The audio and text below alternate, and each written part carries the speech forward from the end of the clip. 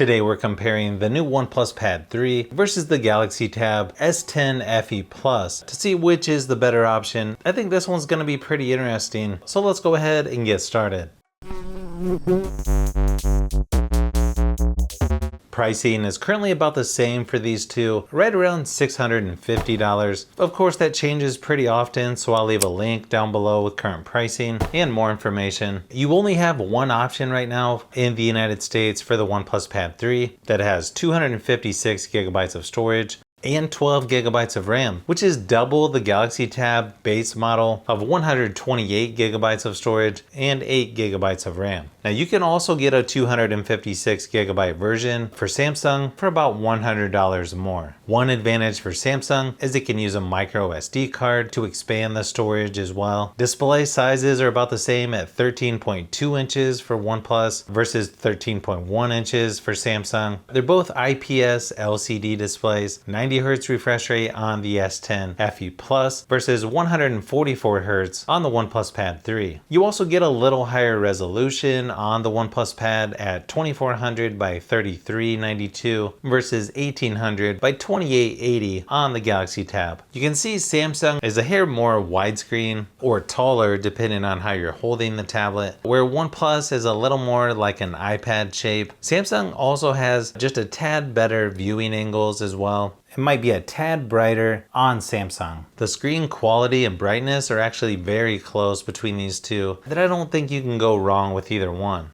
One advantage for the OnePlus Pad 3 is when it comes to battery life, it lasted about 1.5 hours longer than the Galaxy Tab at about 8.5 hours versus 7 hours for the S10 FE Plus in my typical battery drain test at 100% screen brightness. You also get 80 watt fast charging on the OnePlus Pad versus 45 watts on Samsung. So if you want the tablet with better battery life and faster charging, you'll want to go with the OnePlus Pad 3.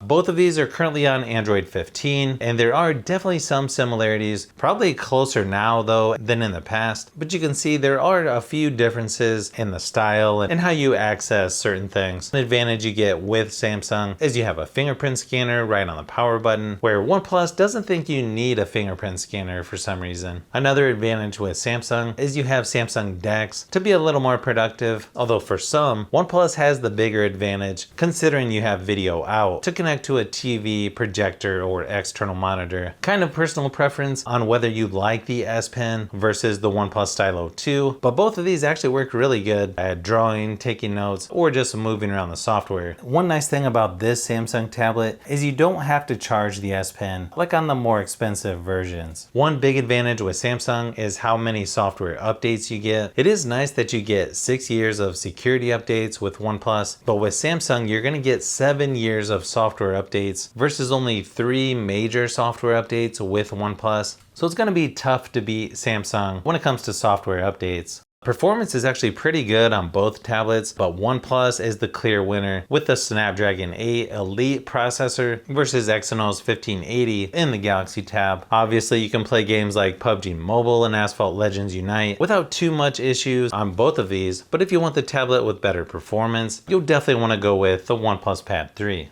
Even though the OnePlus Pad 3 has a total of 8 speakers, it's actually closer than you would think when you listen to these right next to each other. OnePlus does seem to have a tad more bass, but overall both are nice and have good sound quality. Here's a quick sample of each, just so you can see how they compare.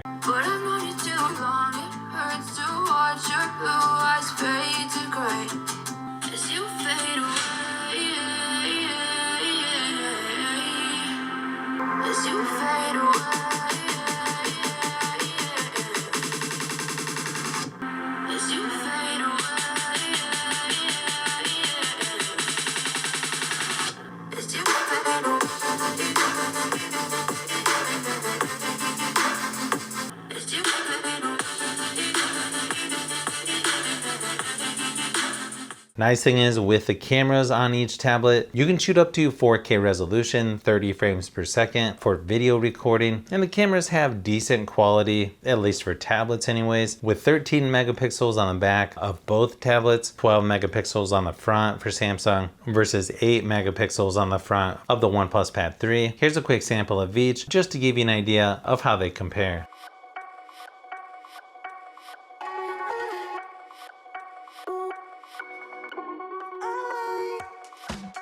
So as you can see, there's a couple things that might make some people lean towards OnePlus if you want the better performance, or towards Samsung if you want the better or longer software support. Overall, I think it's going to come down to which things are more important to you. Personally, I don't think you can go wrong with either one. If you like tablets, phones, and other tech, I've got a lot more stuff that I'm working on, so keep an eye out for those upcoming videos.